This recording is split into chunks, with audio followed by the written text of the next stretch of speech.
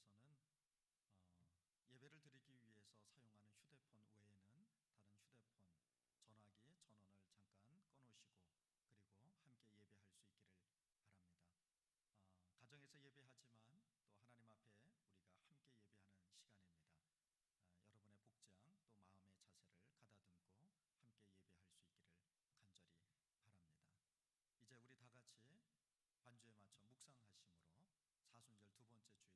바랍니다. 이제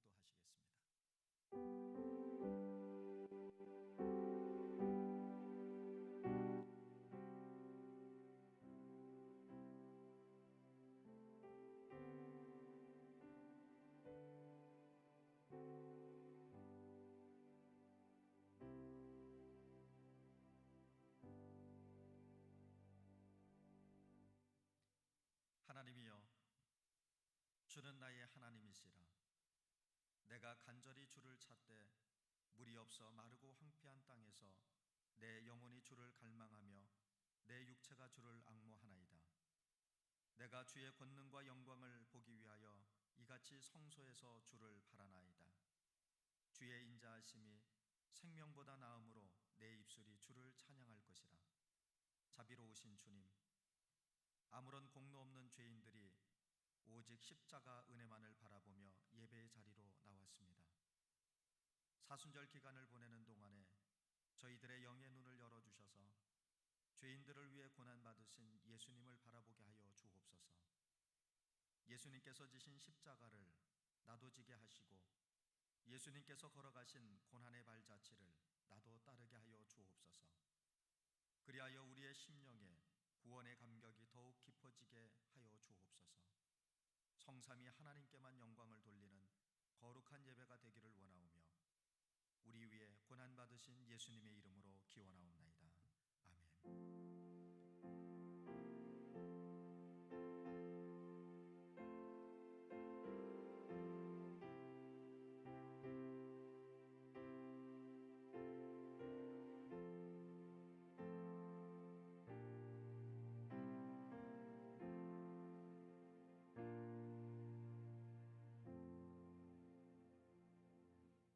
이제 다 같이 찬송가 70장을 찬송하겠습니다.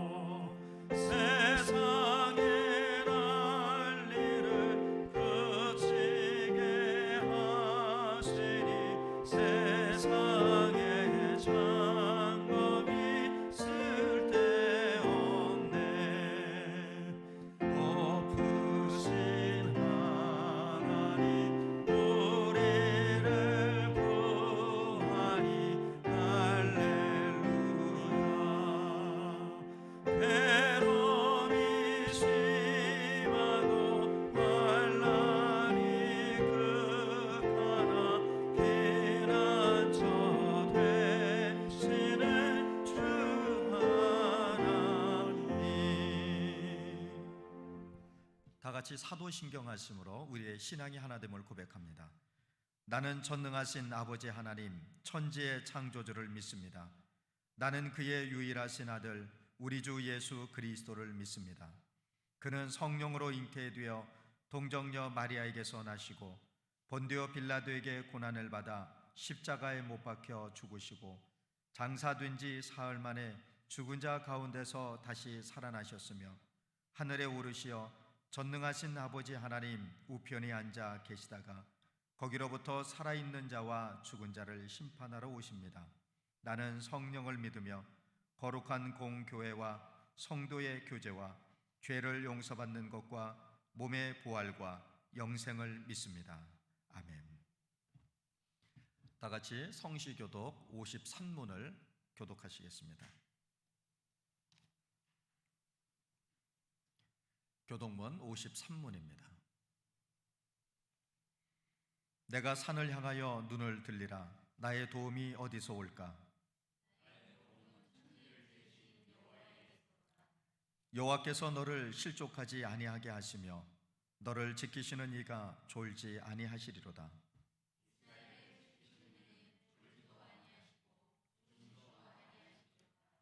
여호와는 너를 지키시는 이시라. 여호와께서 내 오른쪽에서 내 그늘이 되시나니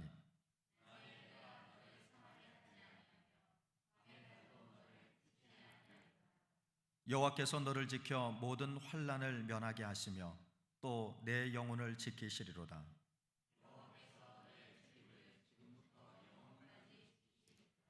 아멘. 다 같이 찬송가 383장을 찬송하겠습니다.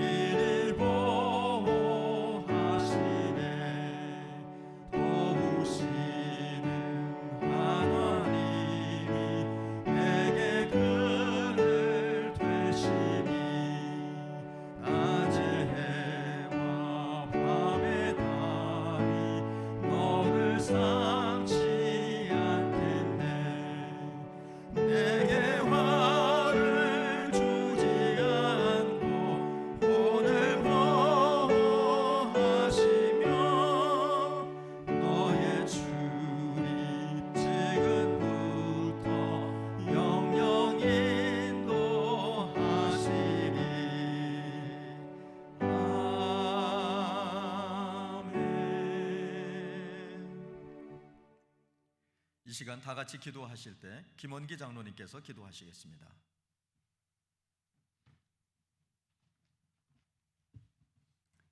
기도하십시다. 감사하신 아버지 하나님, 은혜와 사랑을 감사합니다. 허물 많고 죄 많은 저희들을 지난 한 주간도 붙잡아 주시고 주의 장중에 고이 품으셨다가 또 이렇게 귀한 주일을 맞이해서 아버지 앞에 영광과 찬송을 돌릴 수 있도록 인도해 주신 것 감사합니다. 아버지 하나님, 저희들이 참으로 경험하지 못한 초유의 사태를 맞이해서 한자리에 모이지 못하고 각자 처소에서 아버지 앞에 예배를 하고 있습니다마는 아버지 하나님, 이 예배를 기뻐 받아주시고 저희들은 신령과 진정으로 아버지 앞에 온 마음과 정성을 다해서 드려지는 하나님이 참으로 기뻐 받으시는 참된 예배가 될 수 있도록 인도해 주시기를 원합니다. 저희들은 참으로 코로나19라는 어려운 사태를 맞이해서 참으로 어찌할 바를 모르고 마음속에는 두려움마저 느끼고 있습니다마는 그러나 역사의 주인공은 우리 주님이시고 역사를 주장하시는 분은 우리 주님이시고 인생을 주장하시는 우리 한 사람 한 사람을 주장해 주시고 보호하시고 인도하시는 분은 우리 주님이시라는 것을 믿기에 우리는 주님만 바라봅니다. 주님을 마음속에 품고 주님의 시각으로 세상을 바라볼 수 있는 아름다운 기회가 될 수 있도록 인도해 주시옵시며, 우리가 근심이나 걱정을 하는 것보다는 이 기회에 더욱더 주님께 가까이 가고 주님께 붙어 있으며 주님을 바라보는 믿음의 사람들이 다 될 수 있도록 인도해 주시기를 원합니다. 저희 믿는 사람들이, 특히 우리 한길교회 교우들이 다른 사람과 다른 것은 이 사태를 염려하고 걱정하고 근심만 할 것이 아니라, 이걸 통해서 하나님께서는 나에게, 우리 가정에, 우리 교회에, 이 나라에 무엇을 말씀하시고자 하는가를 깊이 깨닫는 귀한 시간들이 될 수 있도록 인도해 주시옵소서. 우리가 참으로 친절한 사람과 손을 틀어잡고 마음 놓고 물 한 잔이라도 마시면서 이야기를 하는 것이 축복인 것을, 그것이 감사인 것을 몰랐음을 용서하시기를 원합니다. 우리는 대책이 없는, 아무 대상이 없는 두려움 속에서 사람 만나기를 꺼려하며 기피하는 그런 이상한 현상이 벌어지고 있는데, 주님, 참으로 우리가 그동안 마음 놓고 모든 일을 할 수 있었던 것이 자 주님의 은혜요 주님의 돌보심이었으며, 주님께서 우리를 지켜주시고 함께 해주신 기적이 따로 없는, 그것이 바로 기적이었다는 사실을 이제 깨닫게 해주시니 감사합니다. 우리가 이번 기회를 통해서 하나님 앞에 좀 더 가까이 나아가고 우리 인간의 교만을 내려놓고 우리가 나 자신을 다시 한번 돌아보는 그런 귀한 삶을 살아내는, 생각해내는 기회가 될 수 있도록 인도해 주시기를 원합니다. 우리는 열심히 손을 씻습니다. 그러나 주님, 우리가 그 손 씻는 것만으로 그치지 않고 이 기회에 우리의 마음을 열심히 닦아내는 참으로 깨끗한 마음, 그래서 주님이 기뻐 받으실 만한 아름다운 마음이 될 수 있도록 하시고, 우리가 입만 마스크로 가리는 사람이 아니라 우리가 주의 말씀으로 세상과 구별된 삶을 살아가는 복있고 아름다운 삶을 살아내는, 그래서 우리 믿는 사람들은 믿지 않는 사람들과 다른 면모를 보이는 아름다운 계기가 될 수 있도록 인도해 주시기를 원합니다. 이번 기회가 참으로 답답하고 어렵습니다마는 이번 기회를 통해서 그동안 하지 못했던 모든 일들을 내려놓고 주님께 좀 더 가까이 나아가며 주님을 바라보고 내가 주님 앞에 어떻게 살았는가, 교만하지는 않았는가, 내가 주님께 감사치 못한 것은 없는가를 다시 한번 돌아보는 귀한 기회가 될 수 있도록 인도해 주시기를 원합니다. 주님, 우리는 어떤 사태를 맞이했었을 때 어떻게 해석을 해내느냐 하는 것이 우리 믿는 자의 도리인 줄 압니다. 똑같은 상황이지만은 그것을 어떻게 해석을 하느냐에 따라서 그 사람의 화가 될 수도 있고 복이 될 수도 있다는 것을 우리는 말씀을 통해서 잘 배우고 있습니다. 이번 사태를 각자 잘 해석에 대해서 이것이 전화유복이 되어 참으로 이 답답한 시기가 한 사람 한 사람 모두에게 복이 되는 시기로 변화될 수 있도록 인도해 주시옵소서. 이 엄중한 시기에 오직 주님만을 바라봅니다. 인간의 교만이 한이 없으나 그 의학이라고 하는 것이 결국 우리를 지켜주지 못하는 것을 깨닫게 하시니 감사합니다. 주님만 바라보고 주님께 의지하고 주님의 자비와 긍휼하심만을 바라보는 귀한 저희들이 될 수 있도록 인도해 주시옵시며, 이 시기에 우리들이 예수가 힘쓴다고 그것이 막아지겠습니까? 주님께서 모든 질병으로부터 막아주시고 감싸주시고 눈동자처럼 지켜주시어서 우리가 안전한 가운데 이 험난한 시기를 잘 넘길 수 있도록 인도해 주시기를 원합니다. 우리 목사님을 통하여서 주님께서 우리들에게 주시는 말씀, 그 말씀을 붙잡고 힘을 얻게 하시고 그것이 능력이 되어서 한 주간도 넉넉히 이겨낼 수 있는 우리 모든 한결교우 식구들이 될 수 있도록 인도해 주시고 붙잡아 주시옵소서. 이 예배에 집중할 수 있도록 인도해 주시옵시며 모든 것을 주님께 맡깁니다. 주 성령님께서 도우시고 함께 하셔서 참으로 복 있고 아름다운 예배 시간이 될 수 있도록 인도해 주시옵소서. 저희들에게는 한없는 기쁨과 감사가 넘치는 시간이 될 수 있도록 인도해 주시옵소서. 모든 것 우리 하나님께 영광을 돌려오며 우리 주 예수 그리스도 이름으로 기도하옵나이다. 아멘.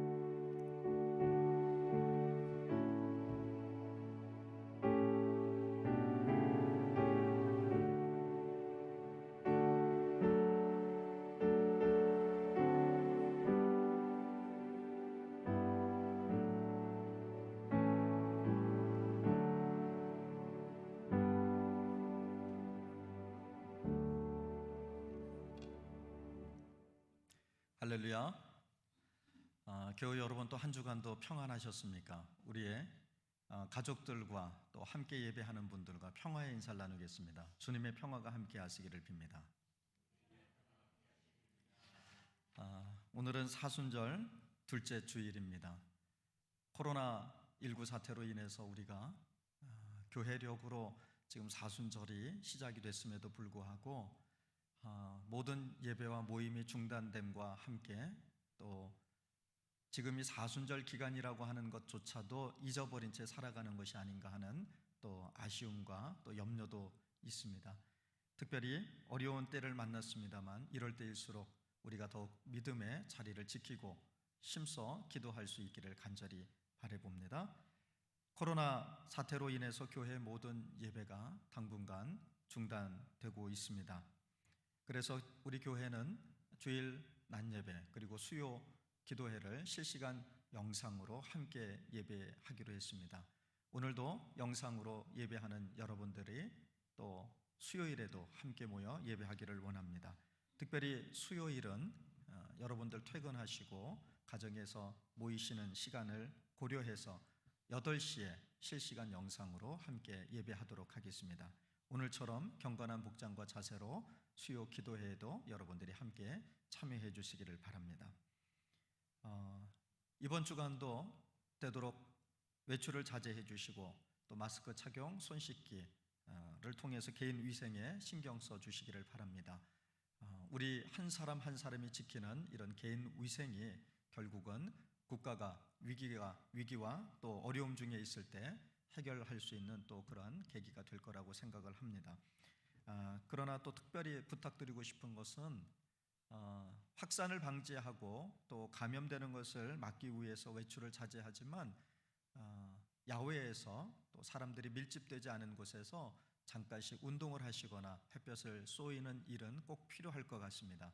잠깐 대문 앞에 서서 햇볕도 좀 쏘이시고 그리고 동네도 이렇게 한 바퀴 걸으시면서 건강도 특별히 관리하실 수 있기를 바랍니다. 너무 이제 또 댁에만 계시다 보니 우울증 또 그리고 여러 가지 질병을 호소하는 분들이 많아졌다고 그럽니다. 여러분들 특별히 개인 위생에도 신경 쓰시고 또 건강 관리를 잘 하실 수 있도록 부탁을 드리겠습니다. 사순절 기간 우리가 작년부터 하고 있는 탄소 금식을 이어서 계속하겠습니다. 이번 주간에는 전기 사용량 줄이기입니다. 특별히 휴대폰 충전이 100% 이미 이루어졌는데도 밤새 꽂아놓는 경우가 있죠. 미리 꽂아서 충전하시고 충전이 다 되면 콘센트를 뽑고 주무시는 것도 하나의 방법이 될 수 있겠습니다. 또 특별히 남자분들이야 큰 어려움이 없겠습니다만 여자분들은 드라이로 머리 말리시지 않으면 어려울 텐데요. 그래도 미리 머리 감으시고 드라이 사용하는 것 자제하시고 자연 바람으로 이렇게 말리는 등 여러 가지 우리 주변에서 실천할 수 있는 일들을 찾고 그리고 전기량을 좀 줄여갈 수 있었으면 하는 바람이 있습니다.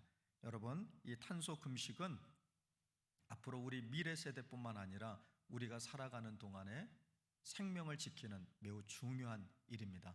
기후 변화에 우리가 조금 더 관심을 가져야 될 이유가 있습니다. 이미 우리는 기후가 변화되고 그것으로 인해서 많은 고통을 당하고 있습니다.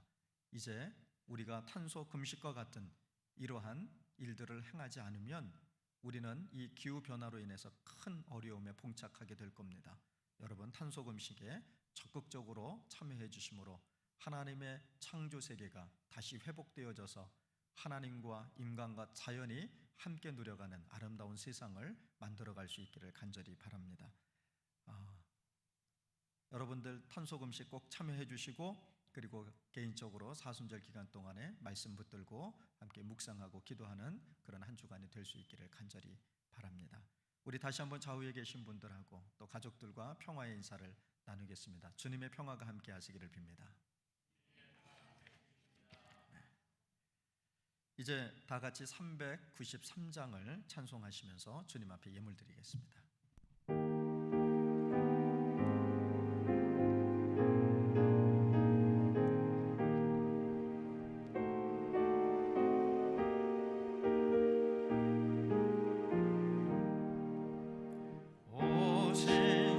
신실하신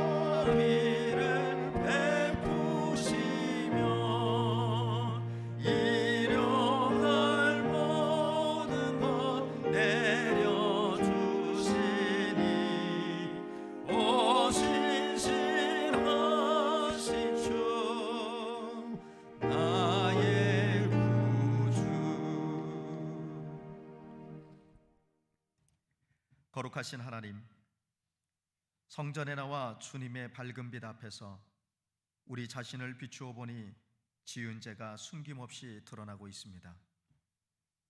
말씀대로 살기를 다짐하며 한 주간을 출발했지만 그 다짐이 실천으로 옮겨지지는 못했습니다. 사랑하라고 배웠지만 형제를 미워했고, 하나님만 의지하고 살라고 들었지만 재물과 권력과 우상을 의지하며 살았습니다. 언제나 낙심치 말고 기도하라는 말씀도 잘 알고 있었지만 어려운 일을 만날 때마다 낙심하고 절망하며 탄식함으로 믿음 없음을 드러내고 말았습니다. 먼저 그의 나라와 그의 의를 구하라 하신 주님의 말씀도 기억했지만 우리의 이기적인 욕심에 이끌려 주님의 일은 뒷전에 미루고 살았습니다. 주여, 회개하오니 이 모든 죄를 용서해 주옵소서. 우리의 믿음 없음이 부끄럽지만 예배할 수 있음에 감사하며 예물을 드립니다. 영혼의 갈급함을 해결해 주시고 물질의 가난이 아닌 심령의 가난함을 주옵소서. 육신의 질병과 고난을 다스려 주시고 회복의 은혜를 주시기를 바라며 예수님의 이름으로 봉헌하며 고백의 기도를 드립니다. 아멘. 사순절 두 번째 주일, 우리에게 주시는 하나님의 말씀은 신약성서 요한복음 6장 1절로 15절의 말씀입니다.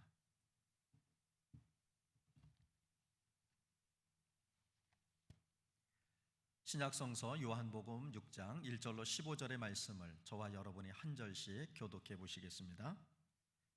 그 후에 예수께서 디베랴의 갈릴리 바다 건너편으로 가시매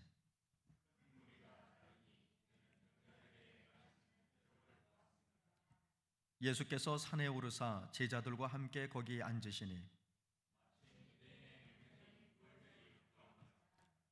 예수께서 눈을 들어 큰 무리가 자기에게로 오는 것을 보시고 빌립에게 이르시되 우리가 어디서 떡을 사서 이 사람들을 먹이겠느냐 하시니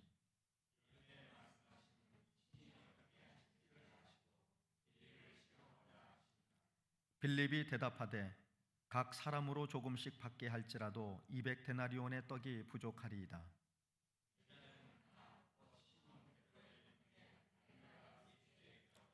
여기 한 아이가 있어 보리떡 5개와 물고기 2마리를 가지고 있나이다. 그러나 그것이 이 많은 사람에게 얼마나 되겠사옵나이까.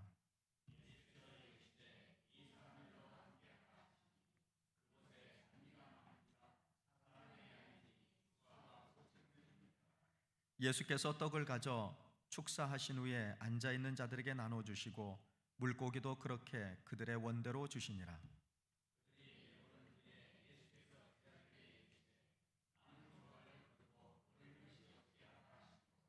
이에 거두니 보리떡 5개로 먹고 남은 조각이 12바구니에 찼더라.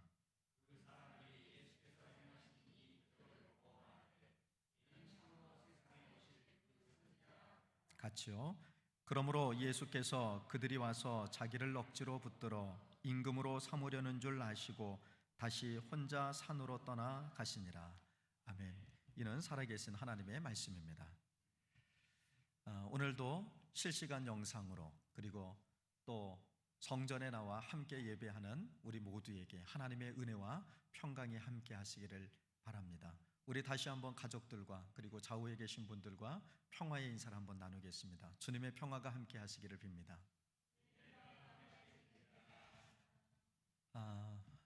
우리는 지금 사순절 기간을 보내고 있습니다. 어쩌면 지금 함께 예배하시는 분들 가운데 우리가 지금 사순절 기간이라고 하는 것을 까마득하게 잊어버리고 사시는 분들도 계실지 모르겠습니다. 이유야 여러 가지가 있을 수 있겠죠. 삶이 분주하고 또 내가 하는 일에 집중하다 보니 사순절인 것도 잊어버린 채 살아갈 수도 있습니다. 아니면 요즘 같으면 코로나19 사태로 우리의 관심, 또 사실 우리의 삶을 통째로 흔들어버린 이 엄청난 사건 때문에 지금 우리가 어떻게 살아가고 있는지, 또 지금이 몇 월인지, 또 무슨 요일인지 며칠인지조차 알지 못한 채 그렇게 살아가는지도 모르겠습니다. 그러나 분명하게도 우리는 지금 사순절 기간을 보내고 있고 오늘은 사순절 두 번째 주일입니다.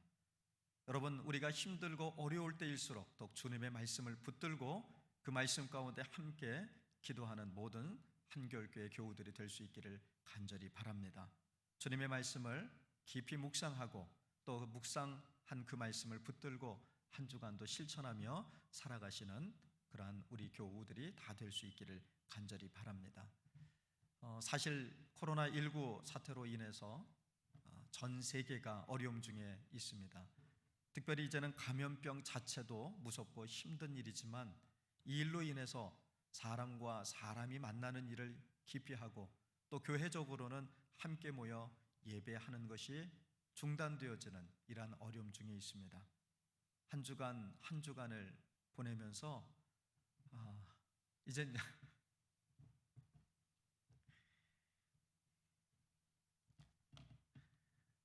여러분들이 그립습니다.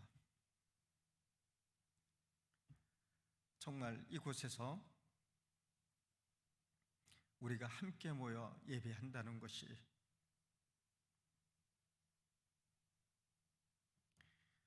얼마나 귀하고 또 얼마나 소중한 일이었는지를 이 어려운 시기에 감염병이기에 모일 수 없었던 일이지만 이 일을 통해서 정말 성도들 한 분 한 분이 얼마나 귀한지를 다시 한번 깨닫는 또 그런 시간으로 보내고 있습니다. 아마 우리 교우들도 모두가 다 그럴 거라는 생각이 듭니다. 하루속히 이 사태가 해결되어져서 만나고 싶었던 우리 교우들 함께 만나고 또 예배할 수 있기를 다시 한번 기대하고 기도해 봅니다. 여러분 계속해서 함께 기도해 주시기를 바랍니다. 이제 오늘 말씀으로 들어가겠습니다. 오늘 본문은 예수님께서 갈릴리 바다, 더러는 디베라라고도 하는 이 바다에서 이제 산에 올라 말씀을 전하신 사건이죠. 우리가 일명 오병이어의 기적이라고 알려져 있는 사건이 바로 오늘 본문의 사건입니다. 오늘 본문 2절을 보니까요, 예수님을 따르는 무리가 많았다고 증언을 합니다. 우리는 이미 이 본문에 대해서 여러 번 설교를 들었고 공부했기 때문에 얼마나 많은 사람들이 모여 있는지 잘 알고 있습니다. 그런데 2절에서는 특별히 많은 무리들이 왜 모여 있었는지를 설명하는 말씀이 기록되어져 있습니다. 2절 말씀은 이렇게 기록하고 있죠. 이는 병자들에게 행하시는 표적을 보았음이로라. 이렇게 말씀하고 있습니다. 무리들이 있었습니다. 많은 무리들이 예수님이 행하시는 이적을 보고 예수님을 따랐다는 것입니다. 얼마나 놀라운 일이었을까요? 세상에서 그 누구도 고칠 수 없었던, 그리고 오랜 기간 동안 질병으로 고난 가운데 있었던 사람들이 예수를 만나 그 병이 낫고 또 삶의 현장으로 돌아가게 되는 이런 놀라운 이적을 보았으니 예수님에게 매료되어지고 그리고 예수님을 따르는 일은 너무나 당연한 일인지도 모르겠습니다. 그런데 정작 이 무리들은 예수님이 행하시는 이적을 보았을 뿐, 그 이적을 행하시는 예수님이 누구이신지에 대해서는 좀채 관심을 갖지 못한 채, 또는 관심이 없으니 그가 어떤 분이신지 누구신지도 모른 채 그저 예수를 따르고 있었습니다. 그들은 그저 눈에 보이는 현상, 또 눈에 드러나는 사실만을 보고 있었기에 놓치는 것이 있었다고 하는 겁니다. 본문에 나오는 무리들은 눈에 보이는 이적만을 쫓았습니다. 그러나 중요한 건 우리를 놀라게 만드는, 또 우리의 눈을 의심케 하는 그러한 이적이나 또 겉으로 드러나는 표적이 아닙니다. 이 이적과 표적을 일으키시는 분이 누구신가 라고 하는 것이 우리에게는 더 중요한 일입니다. 그러나 사람들은 이러한 이적과 표적을 일으키시는 분에게는 좀처럼 관심을 갖지 못한 채 예수가 일으키시는 그런 이적과 표적에게만 집중하고 있는 모습을 보게 됩니다. 여러분, 이런 이적과 표적은요, 사실 생각해 보면요, 시간이 흐르면 우리의 기억 속에서 이제 조만간 사라지고 말 일입니다. 처음 그 이적을 대할 때는 놀랍죠. 하지만 시간이 점점 흘러가면서 우리의 기억 속에서도 이제 그 이적은 흐릿해지고, 그리고 그 감격과 감동도 사라지기 마련입니다. 눈에 보이는 것, 그리고 손에 잡히는 것만을 쫓을 때 나타나는 현상이 바로 그런 겁니다.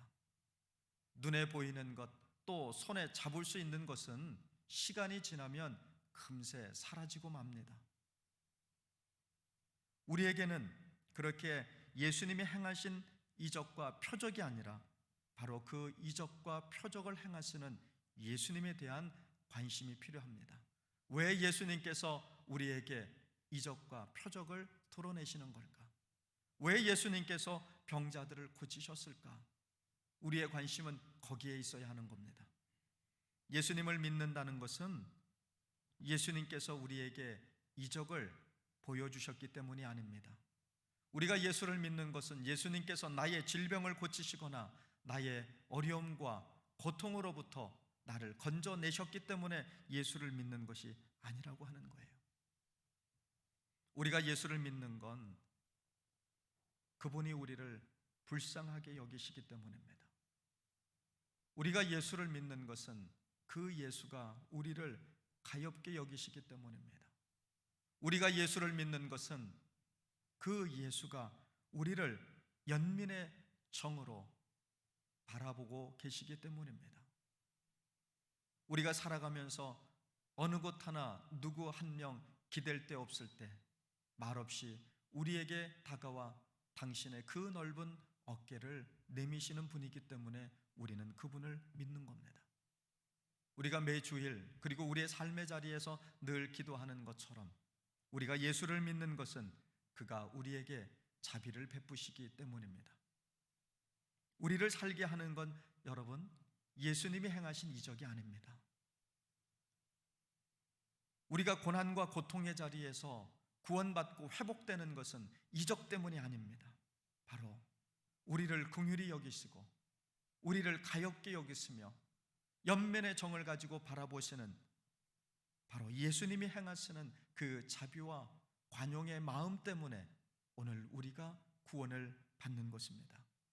그러니 우리가 놓치지 말아야 할 것은 이적과 표적이 아니라 바로 그 이적과 표적을 행하시는 예수님입니다.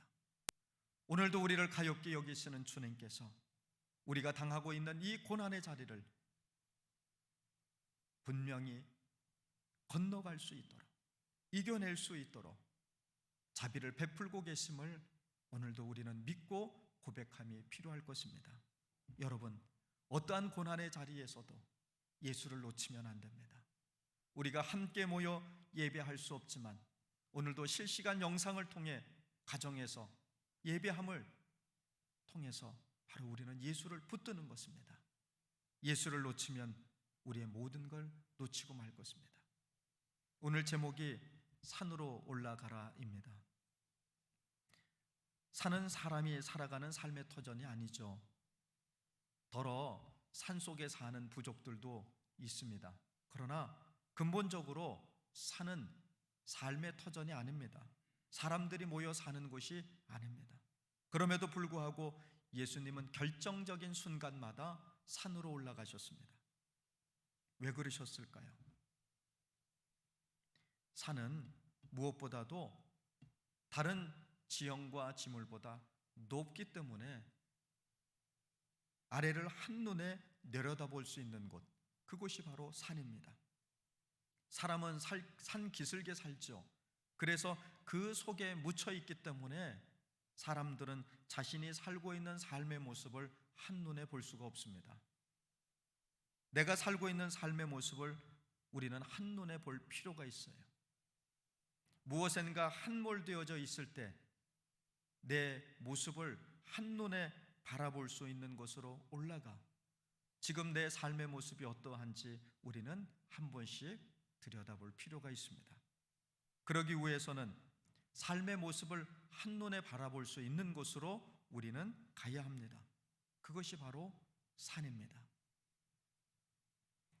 예수님께서는 왜 제자들과 함께 산으로 가셨을까요? 그건 아마도 나만 바라보지 말고 눈을 들어서 한번 주변을 바라보라는 것이 아닐까 싶습니다.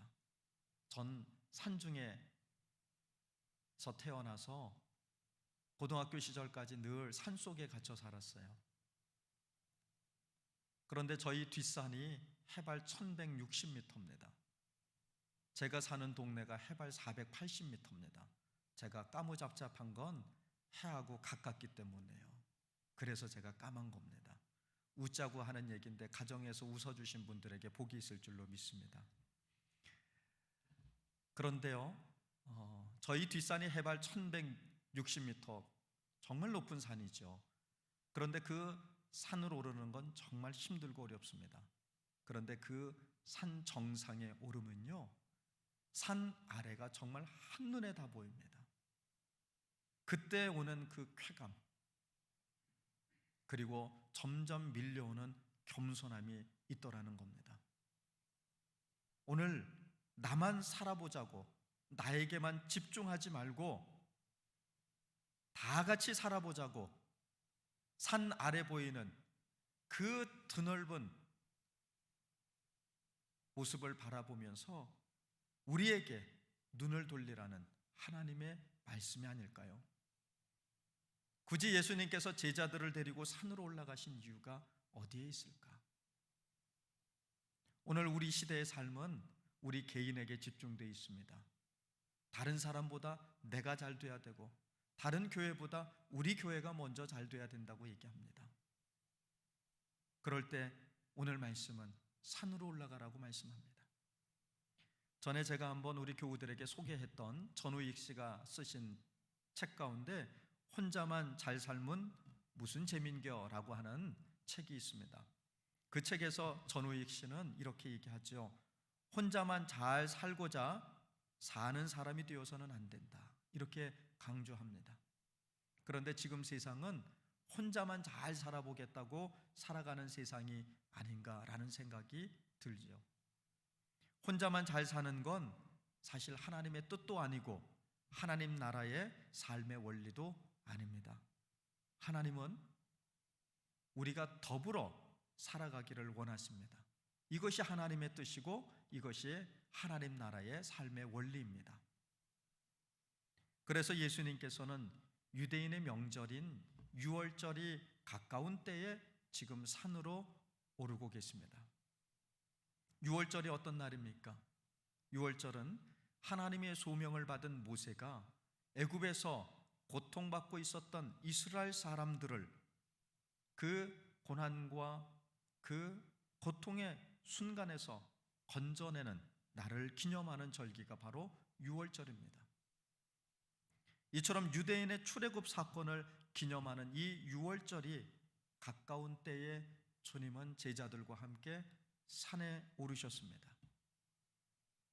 이것은 다름이 아니라 유대인만의 명절이었던 이 유월절이 이제는 유대인들만의 명절이 아니라, 즉 하나님께서 유대인들만 구원하시는 것이 아니라 모든 사람들을 하나님은 구원하기를 원하고 계심을 보여주는 말씀이라고 할 수 있습니다. 우리 하나님은 예수 믿는 우리에게만 하나님이 아니십니다. 아직 예수를 알지 못하고 예수 믿지 않는 이 세상 모든 사람들에게 하나님은 신이 됐으며 하나님이 되십니다. 오늘 예수님께서 유월절이 가까운 이때에 제자를 데리고 산으로 올라가실 때 5절에 보니 큰 무리가 가까이 다가오고 있다고 말씀하고 있습니다. 오늘 우리가 어떻게 살아가느냐에 따라 세상에 좌우를 분별하지 못한 채 살아가는 영적인 소경과 같은 사람들이 이제 산으로, 예수에게로 몰려오는 것을 보게 될 것입니다. 그런데 여기에서 우리는 무리들의 모순된 모습을 발견하게 됩니다. 많은 사람들이 예수님을 따라왔습니다. 그런데 이 무리 가운데는 모순된 모습이 있다는 거예요. 사람들은 다수의 의견을 옳은 것이라고 착각하는 경향이 있습니다. 소수의 의견이 아무리 옳아도 그 수가 적다는 이유로 무시되기 일쑤입니다. 그러나 여러분, 무리는 믿을 것이 못 됩니다. 무리는 우리 눈을 흐리게 만드는 존재입니다. 많은 것을 보며 그 양에 도취되어서 정작 중요한 본질을 놓치는 경우가 많다고 하는 거예요. 많은 사람이 동의했다고 해서 그것이 항상 옳은 것은 아니라고 하는 것입니다. 사람들은 많은 것을 좋아하는 성향이 있어요. 오죽하면 남의 떡이 더 커 보인다라고 얘기하겠습니까? 분명히 똑같이 나눴지만 상대방의 것이 훨씬 더 커 보이기 마련입니다. 무엇이든 많고 볼 일이라고 말하는 것이 그래서입니다. 여러분 어떻습니까? 일단 교회도 크고 볼 일이라고 얘기합니다. 교회도 교인들이 많고 볼 일이라고 얘기합니다. 세상의 가치가 교회 안에도 그대로 들어와 있습니다. 예수를 믿는 사람들마저도 큰 것이 좋다고 얘기합니다. 커야 한다고 말합니다. 다수가 얘기하면 그것이 옳은 것인 양 착각하며 살아갑니다. 세상에서는 많고 큰 것이 성공이라고 생각하고 또 큰 것이 좋은 것이라고 생각하기도 합니다. 그래서 사람들은 늘 큰 것을 좋아합니다. 여러분, 우리나라는 오죽하면 길이가 10m밖에 되지 않는 다리도 대교라고 부릅니다. 대교라고 안 써져 있는 다리가 몇 개나 있는지 전국을 돌아다니며 세볼 필요도 없습니다. 믿으십시오. 전체는 아니죠. 그런데 가만히 보니 우리나라 사람들은요, 다리 하나를 연결해 놓아도 작건 크건 상관없이 대교라고 붙여요. 왜 그럴까? 사람들은 큰 것이 성공한 것이라고 생각합니다. 많이 가지고 있는 것을 성공이라고 생각합니다. 큰 것이 더 좋은 것이라고 여기며 살기 때문이기도 합니다. 그러나 오늘 예수님을 보십시오. 예수님께서는 양적인 것에 눈을 두지 않으셨습니다. 굶주린 무리들, 그들이 많이 모인 것에 도취되어 살지 아니하셨고 오히려 예수님께서는 그저 그들의 굶주림, 더군다나 무엇에 그들이 굶주려 있는지조차 모른 채 살아가고 있는 그 수많은 무리들, 주님은 그저 그 무리들 속에 있는 한 사람 한 사람을 귀하게 여기셨습니다. 그 무리를 불쌍하고 가련하게 여기셨습니다. 연민의 정을 가지고 바라보시고 그들을 대하셨다는 겁니다. 왜 세계의 절반은 굶는가? 라는 책의 저자인 잔 지글러는 지금도 여전히 세계의 절반이 굶주림 가운데 있다고 단언하고 있습니다. 그러면서 그는 이렇게 얘기합니다. 부족한 것 없이 하루하루를 보내는 전 세계의 많은 사람들은 많은 것을 허비하고 낭비하며 살 때 지구 어딘가에서는 밥 한 끼, 빵 한 조각이 없어 죽어가는 이들이 많다고 하는 것을 알고 있습니까? 라고 우리에게 묻습니다. 여러분은 어떻게 생각하십니까? 왜 지금도 세계의 절반이 굶주림 가운데 있다고 생각하십니까?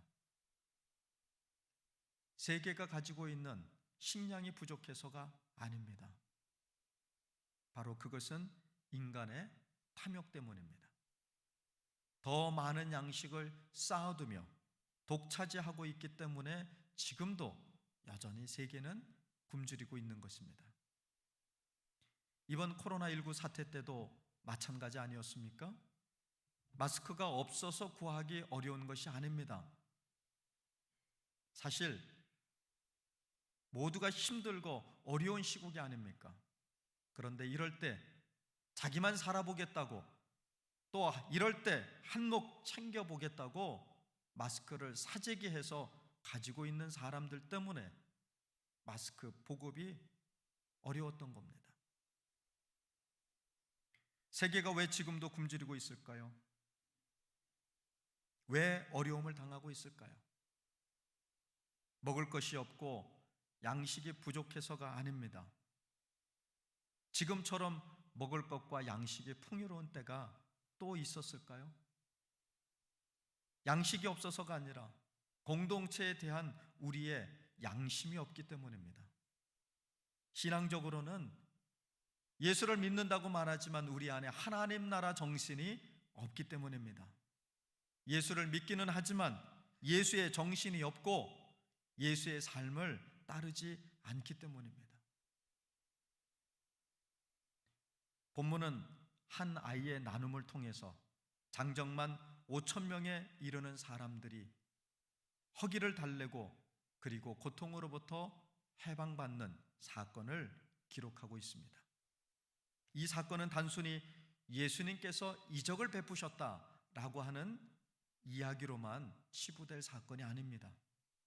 이 사건은 혼자 먹지 않고 더불어 먹겠다고 하는 바로 예수의 정신으로 살아가는 어린아이의 신앙을 통해 예수를 믿는 우리에게 오늘도 하나님께서 하시는 말씀입니다.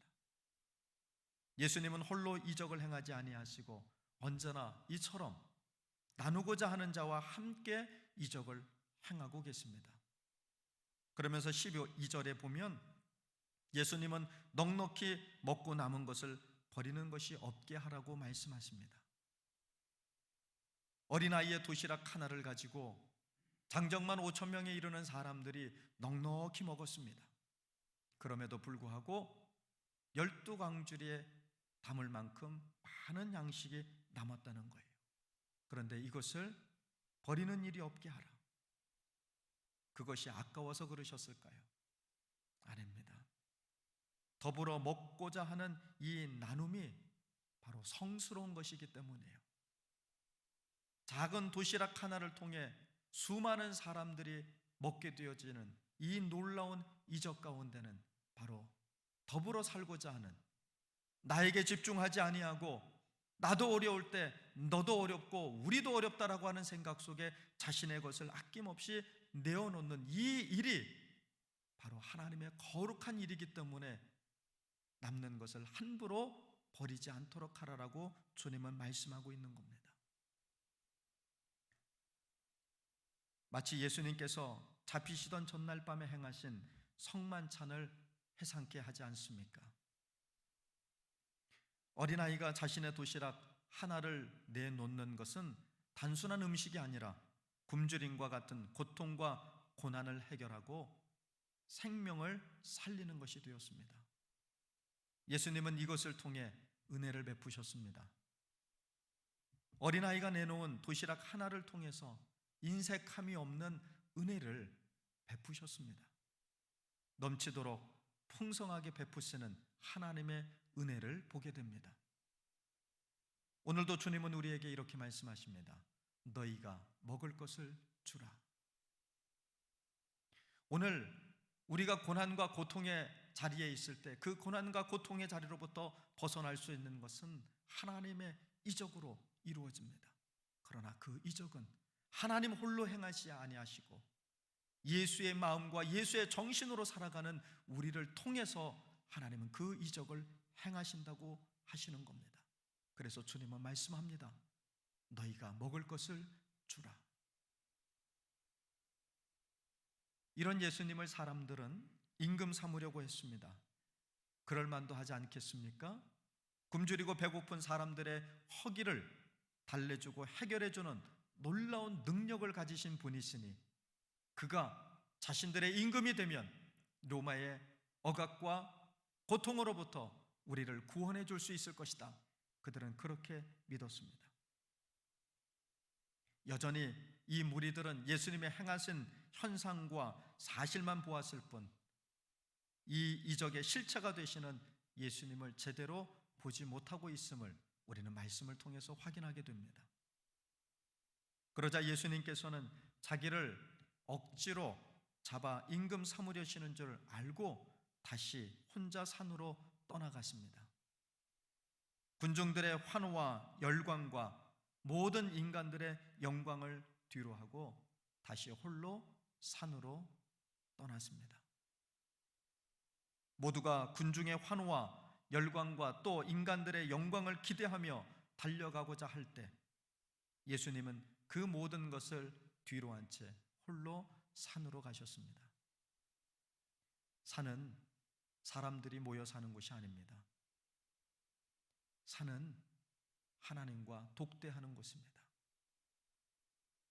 창세기로부터 요한계시록까지 성세 많은 인물들이 어려움 가운데 있을 때, 또 삶의 중요한 일들을 결정해야 할 때, 그럴 때마다 올랐던 곳이 어디입니까? 바로 산입니다. 산으로 올라 그들이 했던 일은 바로 하나님과 독대하는 일이었습니다. 여전히 현상 가운데 머물며 인간의 탐욕과 지극히 세속적이고 타산적인 세상과는 다른 곳이 바로 산입니다. 산에 올라보신 경험이 있으시죠? 산에 오르면요, 여러분, 그동안 내가 바라보고 추구하고 또 내가 가지고 있었던 것, 그런 것들이 아무런 의미가 없다는 것을 아무도 말하지 않지만 스스로 깨닫게 되는 곳이 바로 산입니다. 산 위에 서서 세상을 내려다보면 저절로 겸손해질 수밖에 없습니다. 우리가 살아가는 이 땅에서는 하늘이 가장 높죠. 그러나 하늘 아래 가장 높은 곳이 어딜까요? 바로 산입니다. 예수님도 마찬가지였습니다. 당신이 힘들고 어려울 때마다 예수님은 홀로 산으로 오르셨습니다. 십자가를 지셔야 하는 그때에도 예수님은 산으로 오르셨습니다. 예수님이 로마 군병들에게 잡히실 때도 예수님은 산에 계셨습니다. 예수님은 그러한 모습을 통해 오늘도 우리에게 말씀하십니다. 힘들고 어려운 시기, 모두가 다 고통 가운데 있을 때, 또 내 자신의 삶의 자리에 고난과 역경이 있을 때마다 나만 살아보겠다가 아니라 더불어 살아가는 마음을 품고 예수의 정신으로 다시 산으로 올라 세상을 내려다보며 오늘 우리가 있어야 할 곳, 오늘 우리가 품어야 할 마음들이 무엇인지 바라보게 하셨습니다. 그리고 하나님과 독대하며 아무의 소리도 들리지 않는 그곳에서 오직 하나님의 음성에만 귀를 기울이며 오늘 우리에게 주시는 말씀을 통해 다시금 산 아래로 내려가 이제 그 말씀을 붙들고 살아가기를 원하셨습니다. 예수님도 인간이신지라 왜 그들의 환호소리와 열광과 또 영광이 좋아 보이지 않았겠습니까? 그럼에도 불구하고 예수님은 그 모든 것을 뒤로 한 채 산으로 오르셨습니다. 이제 우리도 결단해야 할 때입니다. 세상은 너무나 아름다운 것들로, 너무나 좋은 것들로 우리에게 속삭입니다. 그럴 때 우리는 이제 어떻게 해야 할까? 여기저기서 고난의 소리가 쏟아지고 있을 때 우리는 어떻게 해야 할까? 우리는 어디로 가야 할까? 예수님께서는 산으로 가셨습니다. 저와 여러분의 산은 어디입니까? 이제 우리도 그 산으로 가야 하지 않겠습니까? 기도하겠습니다. 사랑의 하나님, 참으로 어려운 시대를 보내고 있습니다. 어떻게 사는지조차 이제는 기억할 수 없는 엄청난 고난과 고통 속에 있습니다.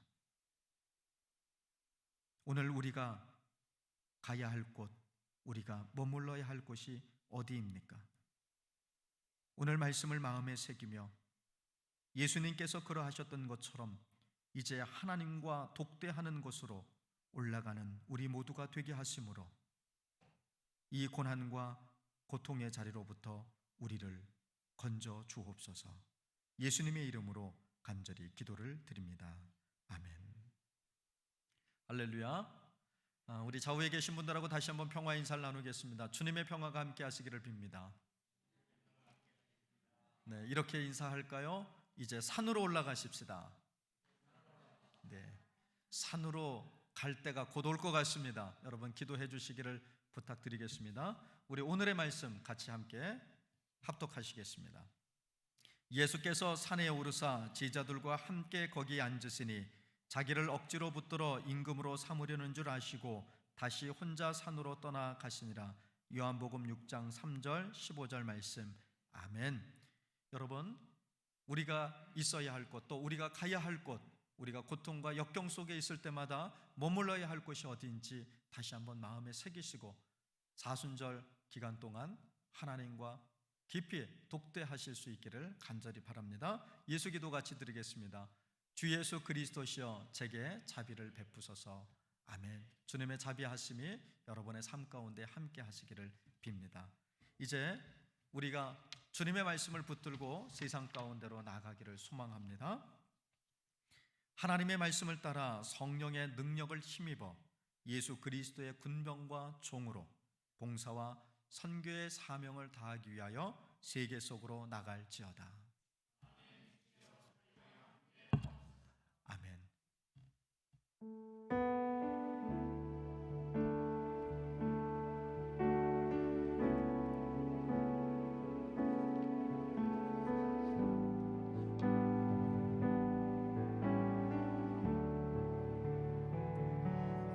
하나님 독생자 예수 그리스도 그만이 오직 길과 진리 생명이라.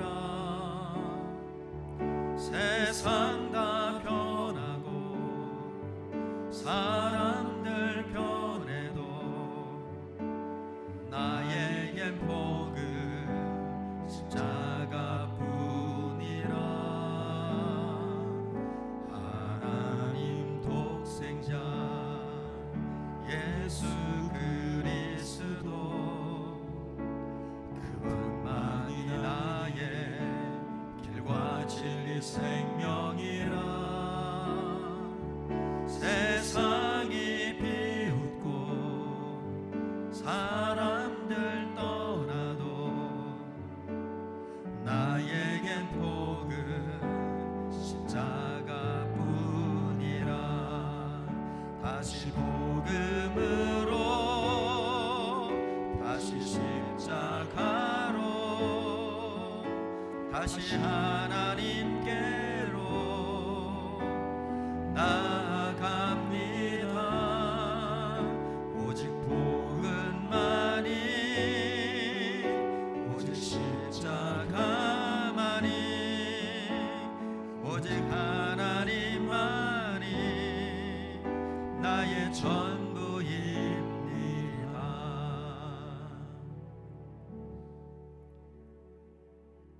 나만 홀로 살겠다고 세상의 탐욕 속에 살지 않고 모두가 어렵고 힘든 이 시기에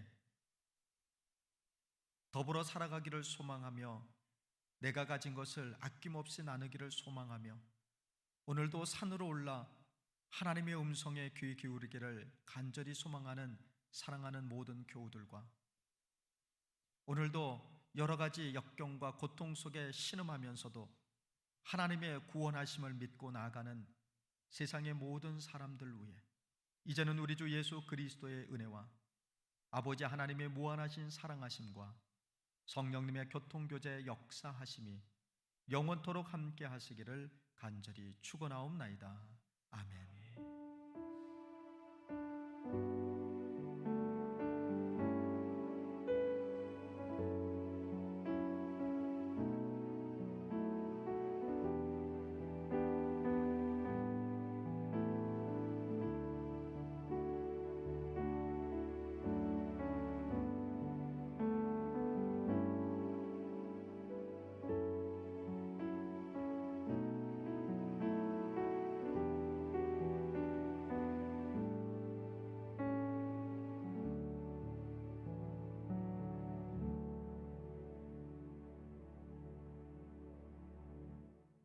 오늘도 각 가정에서 또 실시간 영상으로 함께 예배해 주신 모든 교우들의 또 참여와 또 믿음 앞에 감사를 드립니다. 여러분, 이번 한 주간에도 어렵고 힘든 시기지만 기도하시면서 잘 이겨내시고 빠른 시일 내에 다시 함께 모여 예배할 수 있기를 간절히 바랍니다. 오늘 이로써 3월 8일 사순절 두 번째 주일 예배를 모두 폐하했습니다. 고맙습니다. 한 주간 평안하시기를 바랍니다.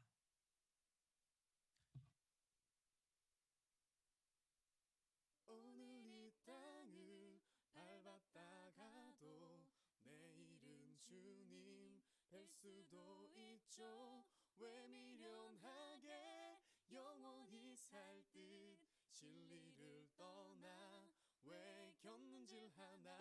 오늘 이 땅을 밟았다가도 내일은 주님 뵐 수도 있죠. 왜 미련하게 영원히 살 듯 진리를 떠나 왜 겪는질 하나.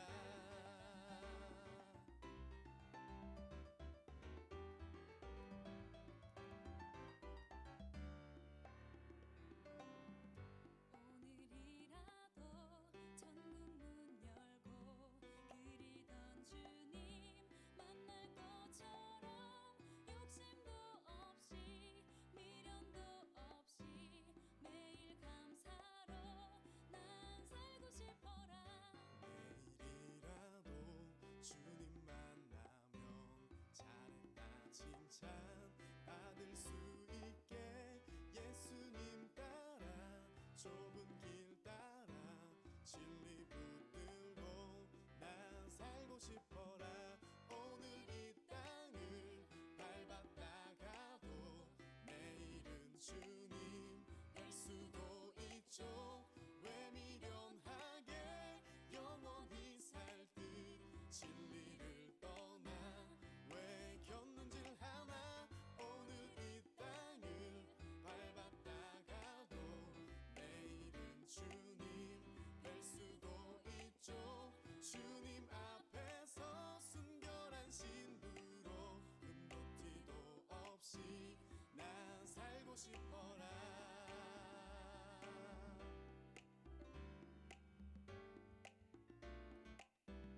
겪는질하지 말자.